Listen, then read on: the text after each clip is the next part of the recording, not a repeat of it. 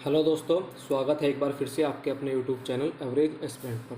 उम्मीद करता हूं आप सभी अच्छे होंगे और एकदम मस्त होंगे। ये वीडियो CISF HCM 2019 की जो भर्ती है आपकी हेड कांस्टेबल की मिनिस्ट्रियल में, मैं उससे रिलेटेड इस वीडियो में आपसे बात करने वाला हूं। ठीक है, इस वीडियो में जो भी आपके डाउट होंगे वो इस वीडियो के थ्रू मैं आपके क्लियर कर दूंगा। अगर आपका इसके वीडियो के बाद भी कोई भी अगर आपका डाउट रह जाता है तो आप वीडियो के नीचे कमेंट कीजिए, मैं आपका कमेंट का रिप्लाई करूँगा।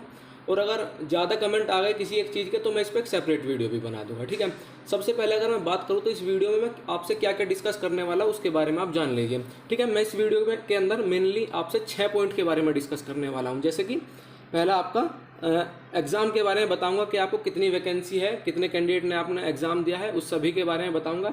सेकंड है हमारा एग्ज़ाम लेवल, कि एग्ज़ाम लेवल हमारा क्या रहा है, HCM का एग्ज़ाम लेवल इस बार क्या रहा है। ठीक है, उसके बाद आंसर की बात करूँगा कि आपकी आंसर की कब तक रिलीज़ हो जाएगी, और उसके बाद आपका स्कोर क्या होना चाहिए, गुड मार्क्स आपका क्या होना चाहिए। ठीक है, उसके बाद मैं आपको बताऊंगा कि नॉर्मलाइजेशन किस तरह से काम करेगा, क्योंकि मल्टीपल शिफ्ट में आपका एग्जाम हुआ है, तीन दिन आपका एग्जाम हुआ है, एक दिन में 2 शिफ्ट हुई है, तो यानी आपका मल्टीपल शिफ्ट में एग्जाम हुआ है तो नॉर्मलाइजेशन का भी जरूर होगा। ठीक है, वो किस तरह से होगा।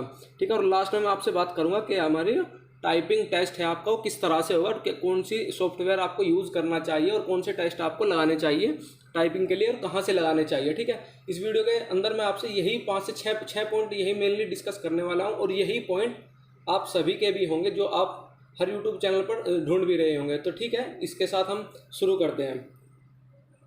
ठीक है, सबसे पहले अगर मैं बात करता हूँ तो मैं आपको एग्ज़ाम के बारे में बता देता हूँ कि अबाउट एग्ज़ाम, ये भी एग्ज़ाम के बारे में बता देता हूँ। जो आपका एग्ज़ाम है वो 23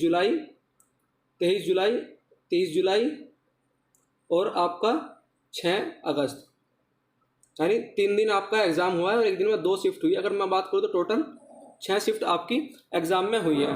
अगर मैं एग्ज़ाम देने के लिए एडमिट कार्ड बताऊँ कितने कैंडिडेट के लिए एडमिट कार्ड जारी किया गया था, तो वो 3 लाख कैंडिडेट थे, 3,03,000 कैंडिडेट थे, 3,03,000 कैंडिडेट थे जिनका एग्ज़ाम कराया गया है।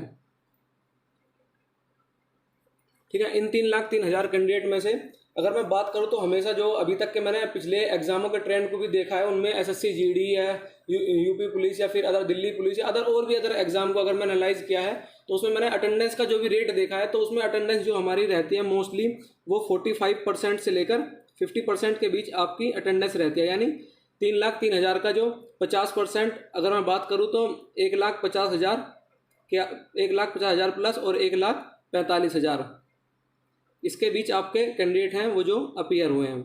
ठीक है, अप्रोक्स इतना ही होगा, थोड़ा प्लस माइनस 2-4 हज़ार तो हो सकता है, इससे ज़्यादा नहीं होगा। ठीक है, अगर मैं वैकेंसी के बारे में बताऊं तो आपको कितनी वैकेंसी है, तो अगर वैकेंसी के बारे में बताऊं तो वैकेंसी इस बार आपकी 429 है, और 429 वैकेंसी के लिए आप कितने कैंडिडेट हैं जो टाइपिंग के लिए बुलाए जाएंगे, तो इसका 10 टाइम्स इसका कितना होगा, यानी 4290 कैंडिडेट हैं जो आपके टाइपिंग टेस्ट के लिए बुलाए जाएंगे। ठीक है, उसके बाद भी एक फाइनल कट ऑफ आएगी। ठीक है, तो उस सभी के बारे में आपको डिस्कस कर रहा हूँ। ठीक है, नेक्स्ट में अगर मैं बात करता हूँ तो आपसे कि एग्जाम लेवल क्या था, कि एग्जाम इस बार एग्जाम कैसा आया है। ठीक है, बहुत से ऐसे कैंडिडेट हैं जिनसे मैंने बात की है, वो बता रहे हैं कि इस बार एग्जाम का लेवल किस तरह से आया है।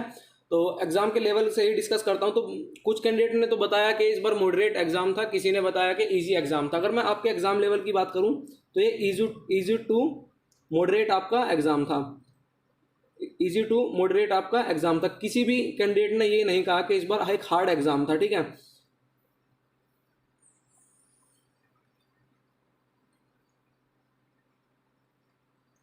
और नेक्स्ट में अगर मैं आपको बताऊं कि आप में से बहुत कैंडिडेट जानना चाह रहे हो कि सर आंसर की आएगी। ठीक है, आंसर की अगर मैं बारे में बताऊं तो जो आपकी आंसर की है वो लगभग एग्जाम होने के 7 से 10 दिन के भीतर आपकी एग्जाम आंसर की आ जाती है। ठीक है, अगर मैं आपको लास्ट शिफ्ट के बारे में बताऊं तो आपका लास्ट शिफ्ट कौन सी थी, यानी आपकी 6 अगस्त लास्ट शिफ्ट थी, और इसके 7 से 10 दिन बाद, यानी अगर आप मैक्सिमम भी मान ले तो 16 से 18 अगस्त आप मान सकते हैं कि आपकी आंसर की रिलीज हो जाएगी।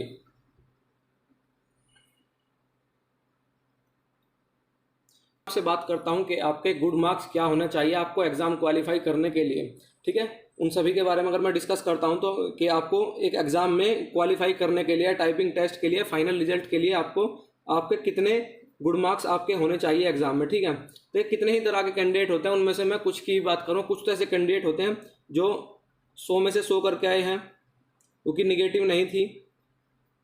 तो कुछ ऐसे कैंडिडेट है 100 में 100 कर, मतलब मोस्टली ऐसे ही कैंडिडेट है जो 100 में से करके आए, 100 में से 100 ही करके आए हैं। बहुत कम ऐसा कैंडिडेट है जो 100 में से 90, 95 या 80, 85 भी करके आया होगा, ठीक है। अगर मैं बात करता हूँ तो कैंडिडेट का जो अटेम्प्ट रहा है इस बार वो अप्रोक्स 95 टू 100 ऐसे मैक्सिमम कैंडिडेट हैं जिनका ये अटेम्प्ट रहा है, और कुछ ऐसे भी कैंडिडेट हैं जिनका 80 से 90 भी अटेम्प्ट रह गया है, ठीक है। क्योंकि नेगेटिव नहीं थी तो 100 के 100 ही लगा देने चाहिए थे सही तरीके से। अगर थोड़ा ध्यान, अगर आपके मैक्सिमम क्वेश्चन ठीक हो जाते हैं, अगर नेगेटिव नहीं है एग्जाम में, तो आप 100 के 100 पर भी रिस्क ले सकते हैं, ठीक है।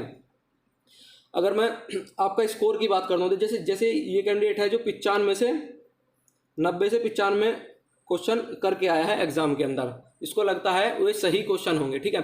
जैसे ही वो एग्जाम से बाहर निकलेगा ना, उसके 90 क्वेश्चन ही ठीक हो जाएंगे। यानी एग्जाम सेंटर से बाहर निकलते निकलते उसके 4 से 5 क्वेश्चन गलत हो जाते हैं। अक्सर हमारे साथ ऐसा ही होता है, ठीक है। जैसे ही वो घर पे आएगा तो उसके यही सारे क्वेश्चन घट पीट करके 70 से 68 से 70 के बीच में उसके आ जाएंगे, ठीक है। यानी इतने वो कंफर्म कर लेगा, अदर रिसोर्स से भी कर लेगा, नहीं तो आंसर की आएगी तब तक तो ये सारी चीज़ें कंफर्म हो जाएगी। आंसर की आने का मतलब है कि आपका दूध का दूध और पानी का पानी कर देना है, ठीक है। अगर मैं आपकी बताऊं तो कि टाइपिंग के लिए आपकी क्या कट ऑफ जा सकती है, ठीक है। टाइपिंग के लिए मेरे हिसाब से इस अगर जो भी मैं आपको कट ऑफ बता रहा हूँ, उस पर आप कोई भी मेजर डिसीजन मत लेना, ये एक एक्सपेक्टेड होती है, ठीक है। अगर मैं आपकी बताऊँ तो 73 से लेकर 75 तक आपकी एक्सपेक्टेड कट ऑफ है कि आपकी टाइपिंग के लिए जा सकती है, ठीक है।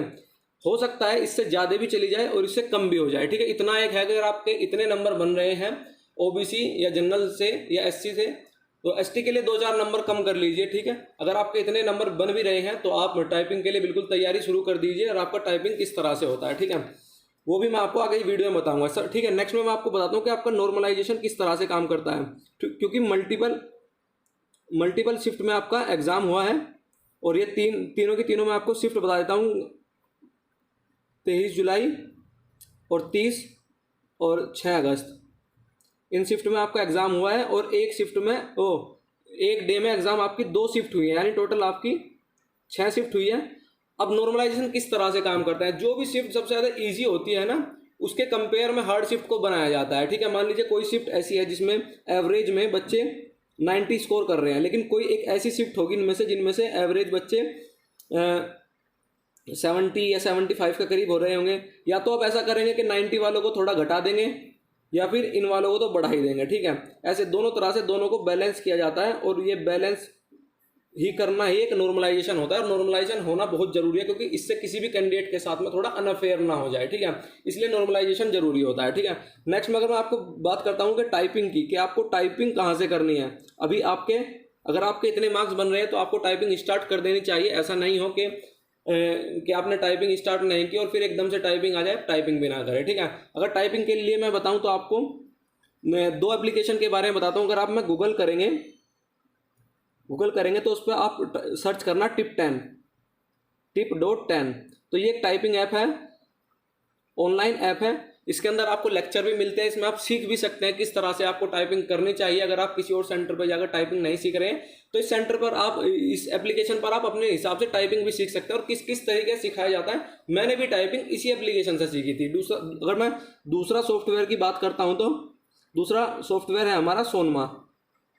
इसके अंदर टाइपिंग टेस्ट के लिए प्रैक्टिस है, टेस्ट है इसके अंदर आपको बहुत सारे टेस्ट दिए जाता है कि आपको किस तरह से प्रैक्टिस, अगर आपने कर ली है टिप टॉप से आप प्रैक्टिस कीजिए, यानी आप सीखिए किस तरह से हैं।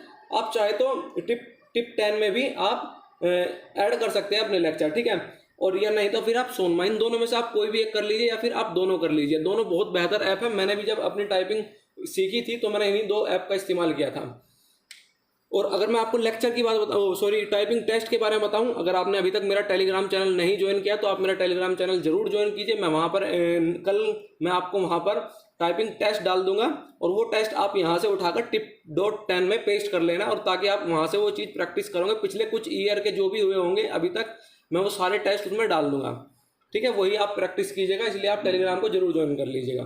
एंड नेक्स्ट वीडियो में जब इसका टाइपिंग टेस्ट हो जाएगा तो उसके बाद मैं इस हेड कांस्टेबल के लिए फाइनल कट ऑफ के बारे में डिस्कस करूंगा। अगर आप मेरे यूट्यूब चैनल पर नए हैं तो यूट्यूब चैनल को सब्सक्राइब कीजिए, वीडियो को लाइक कीजिए और अपने फ्रेंड्स में शेयर कीजिए। जय हिंद, जय भारत।